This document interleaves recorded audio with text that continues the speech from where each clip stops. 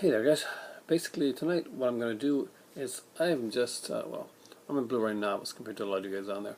I do a lot of DVDs and I got a few Blu-rays, but this is my top 20 horror Blu-rays in my collection as chosen by me. That changes on a regular basis and with what I get and stuff like that, but right now these are my top 20 that I like and I go back to it again and again. And I'm going to start in random order. There's not going to be any certain order for it, but we're going to go with this one first. And this one surprisingly has no features, and you know by now that I'm a real feature whore. This is Halloween The Curse of Michael Myers, Halloween H2O, and Halloween Resurrection. And honestly, this was put out by Alliance. It's a Canadian release.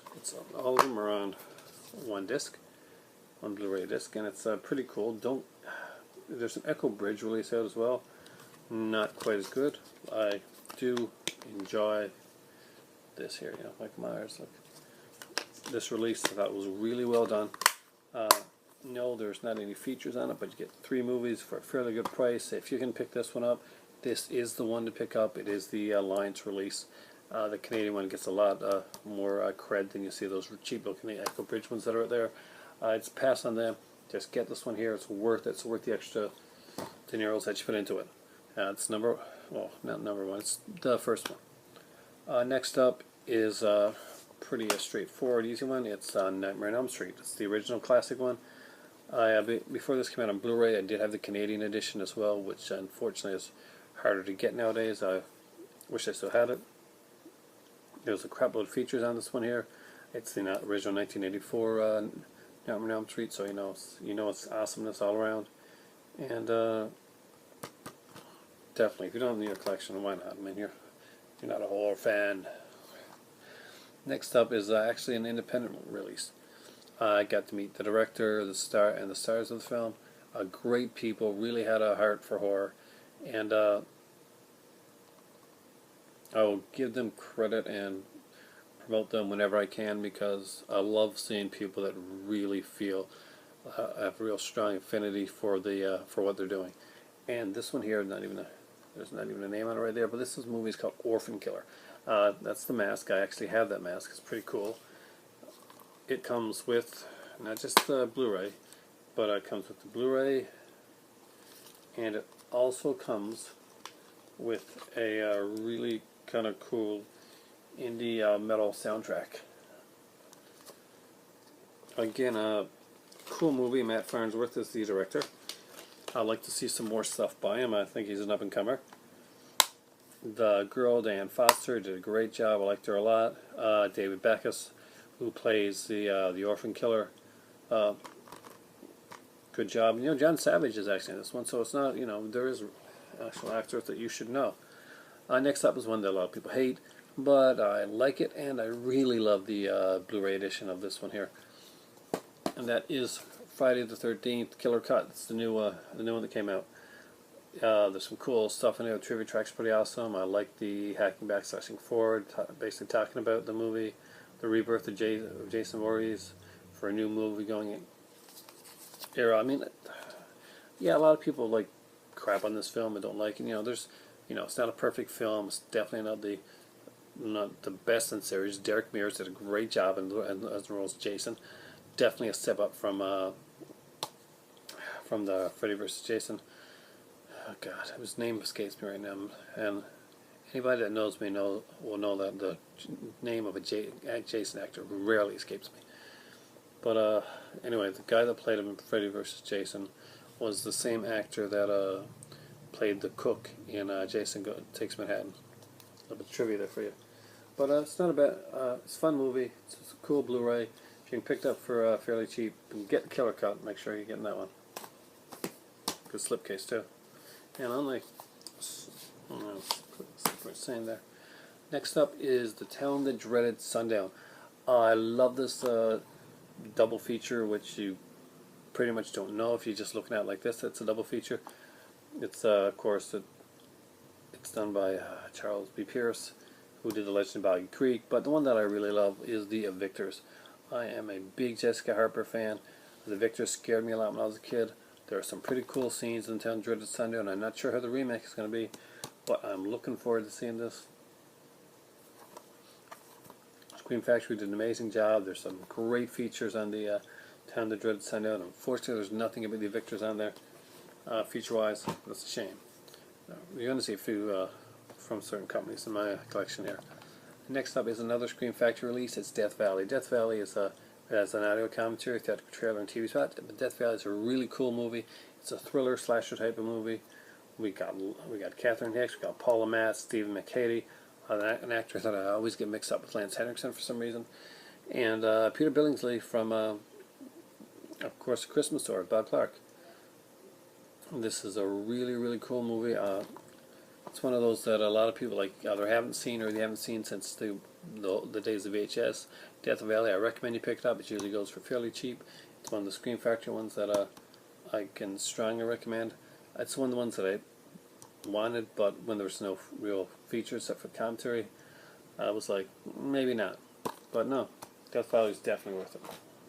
Next up, it's another Scream Factory release, and it is Prison. I love this film. I loved it when I saw it when I was a kid. I love it now. Prison is a really cool movie. Of course, it's done by Rennie Harlan early in his career. We got some really good actors in this one. Lane Smith, the late Lane Smith is in this one. Lane Smith, if you're a Superman fan, you know him as playing Perry White in the Lois and Clark, the New Adventures of Superman.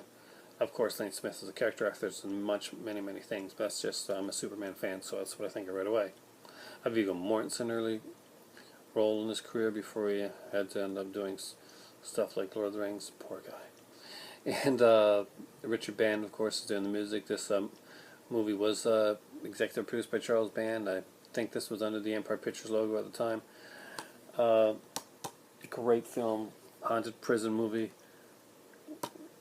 If you want me to, maybe I'll do a really in-depth review of that one down the road. Next up, and no, it's not a Scream Factory one, it is the Arrow video version Phenomena.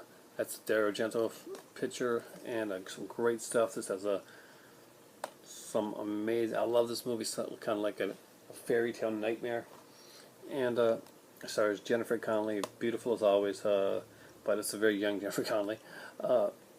We got some pretty freaky ass stuff going on. We got Donald Pleasance in this movie right now.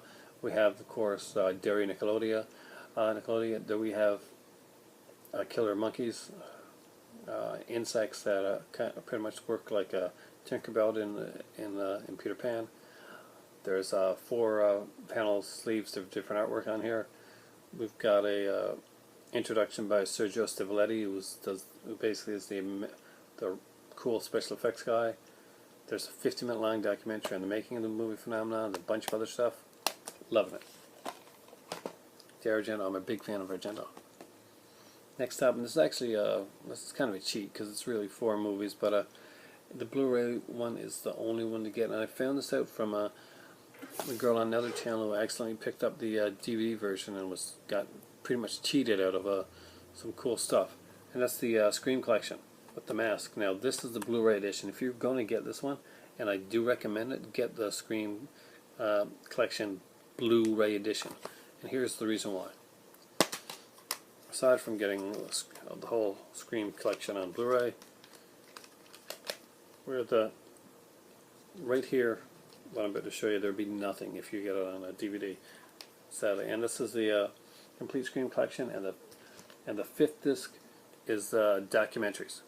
It's 2 hour-and-a-half long documentaries on the Scream series. Really cool stuff, dudes. Strongly recommend you that if you're going to go and get Scream, this is the one to get. Definitely get this one here. It's got a cool black case, kind of going on there, different from the regular blue case that you normally see. And I love this. I'm a fan of some of the Scream movies. I liked 1, 2 was pretty cool. I wasn't fond of 3. I did like Part 4. A lot of people didn't, but I thought it was more brutal than the rest, especially in the last scene. Next up, it's horror comedy, but I'm still putting it under the horror category, and that is Vamp. Vamp is a 1980s film with, of course, Chris Makepeace and Grace Jones. Some other cool actors in here as well. Dee Dee Pfeiffer is in here. This is Michelle Pfeiffer's younger sister. We got some pretty cool stuff here. So much. I mean, there's so many features on this. Great different cover art. What what I really, really like about this movie, there is a short film, like a 20-minute film on here, that called Dracula Bites the Big Apple, that he did before this. It was kind of like almost like a his resume for this, and it is funny as it is funny as hell, man. Really, really good stuff. There's comment. I think there's commentary. Is there? Maybe not. Yes, there is commentary with Robert Russler. Just incredible stuff. Seriously, it's a great one if you can pick it up. I managed to get that one actually fairly cheap as well. Next up is, see how many I got left. 1, 2, 3, 4, 5, 6, 7, 8, 9, 10. Well then, there's 10 more left. That's the first 10 of my favorite Blu-rays and my horror Blu-rays in my collection. And the next 10, well, I'm going to do that right now in a second video.